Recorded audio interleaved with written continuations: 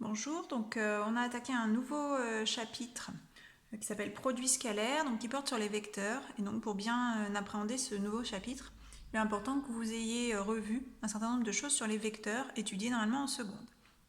Donc vous avez toute la leçon de seconde et une fiche avec que des exercices niveau seconde à faire. Donc pour aujourd'hui, on va faire le 3, le 4, le 5, le 6, le 7, le 10 et le 11 qui sont des petits exercices tout simples de base. On commence avec le 3. Alors, dans cet exercice 3, on va parler d'égalité de vecteurs dans un parallélogramme. C'est une figure, le parallélogramme très lié aux vecteurs égaux. Donc, je vais faire une figure à main levée. ABCD est un parallélogramme.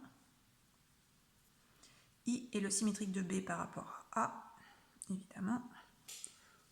Hop. Donc, là j'ai I avec cette longueur égale à cette longueur. Et J, le symétrique de D par rapport à C. Donc, hop.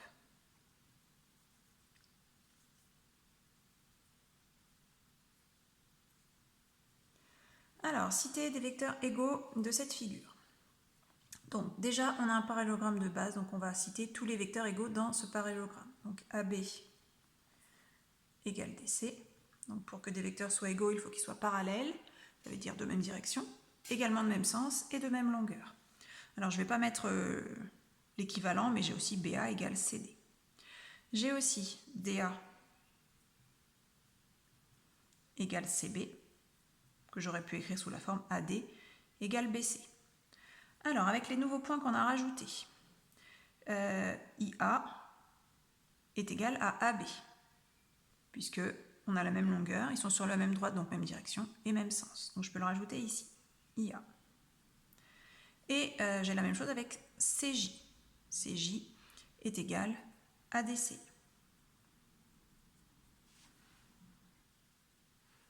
Alors, si on va chercher un petit peu plus loin, comme IA est égal à DC, là, on a un parallélogramme.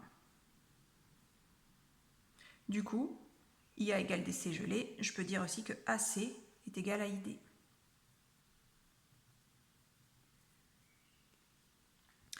On peut faire la même chose avec ABJC, puisque AB est égal à CJ, AB est égal à CJ. ABJC est un parallélogramme, donc AC est égal à BJ.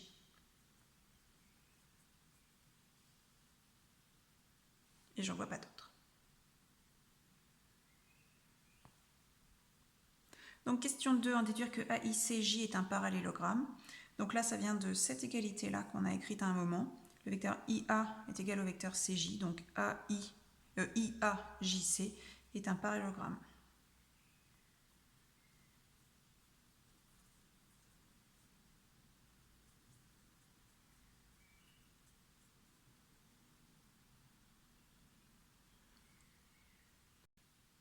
On continue avec le numéro 3. Donc, pour le numéro 3, il s'agit de lire les coordonnées d'un vecteur dans un repère. Donc, pour lire les coordonnées d'un vecteur, il faut déterminer qu'est-ce qui permet d'aller de A à D en termes de changement de déplacement horizontal et de déplacement vertical. Le déplacement horizontal m'indiquera la première coordonnée, le déplacement vertical la deuxième. Donc, pour aller de A à D, puisque c'est le vecteur AD, là, j'ai avancé de 5 carreaux horizontalement, et je suis descendue de 1 carreau verticalement. Donc ça signifie que les coordonnées, c'est 5 moins 1. Pour l'exercice 5, donc là, il y a un petit calcul de coordonnées, puisqu'on me donne les coordonnées de A et de B, il faut que j'en déduise les coordonnées du vecteur BA. Donc je vais le faire ici. Donc, d'après la formule de la leçon, les coordonnées de BA, c'est XA moins XB, point d'arrivée moins point de départ, YA moins YB. Alors, XA, c'est 3, moins XB, 2, et YA moins 2, moins 4. Donc, 3 moins 2, ça fait 1, moins 2 moins 4, ça fait moins 6. Voilà pour cet exercice 5. On passe à l'exercice 6. Donc dans l'exercice 6, il faut reconnaître des vecteurs collinéaires. Des vecteurs collinéaires sont des vecteurs, il faut résumer, parallèles, donc qui ont la même direction. ne sont pas obligés d'avoir le même sens et ils ne sont pas obligés d'avoir la même longueur du tout. Donc du coup, alors AD qui est là et GH qui est là. Alors effectivement, ils semblent parallèles, donc cela, on peut dire qu'ils semblent collinéaires.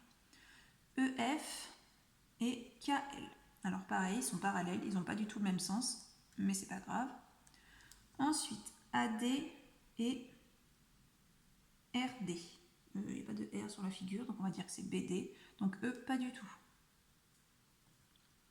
Et ensuite, MN et GH, qui ne sont pas du tout parallèles non plus. On continue avec le numéro 7.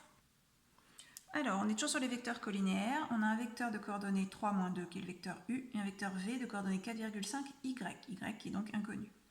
Alors, pour qu'il soit collinéaire, quelle peut être la valeur de Y? Donc, collinéaire, géométriquement, ça veut dire parallèle, mais algébriquement, ça veut dire que le vecteur V est égal à un certain nombre de fois le vecteur U. Et donc que les coordonnées de V s'obtiennent en multipliant les coordonnées de U par un certain nombre. Alors si on regarde, on a ces deux premières coordonnées. Donc on a fait fois 1,5 pour passer de 3 à 4,5. Donc du coup, il faut que la deuxième coordonnée subisse la même opération. Donc moins 2 fois 1,5, ça fait moins 3. Du coup, c'est cette réponse qui est la bonne.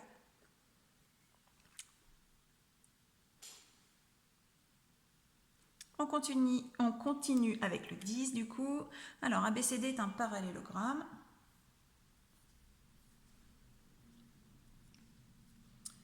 Les égalités qui sont vraies. Alors AB égale CD. Non, c'est pas le même sens. Ensuite, AB égale DC. Donc là, c'est oui. AC égale BD, pas du tout. Et AD égale BC, ça c'est oui. On va terminer avec le numéro 11. Alors, dans ce numéro 11, on a un point A de coordonnées moins 2, 3 et un vecteur AB de coordonnées 4, moins 3. Alors, il faut trouver les coordonnées du point B. Alors, il faut choisir parmi 4 couples de coordonnées, donc on pourrait très bien tous les essayer. Je vais vous montrer une autre méthode. Donc, le point B, j'appelle ses coordonnées XB, YB. Et donc, je vais faire un système de 2 équations. Donc, les coordonnées du vecteur AB, je les obtiens en faisant XB moins XA. Ça doit me donner 4. Et YB moins YA, ça doit me donner moins 3. Ce système, je peux le remplacer par XB moins l'abscisse de AXA, c'est-à-dire moins 2. Et YB moins 3 égale moins 3. Du coup, j'obtiens en résolvant la première équation XB égale 4 moins 2, 2, YB égale 0. Ce qui veut dire que B a pour coordonnées 2, 0, c'est-à-dire la réponse A. Voilà pour ces exercices.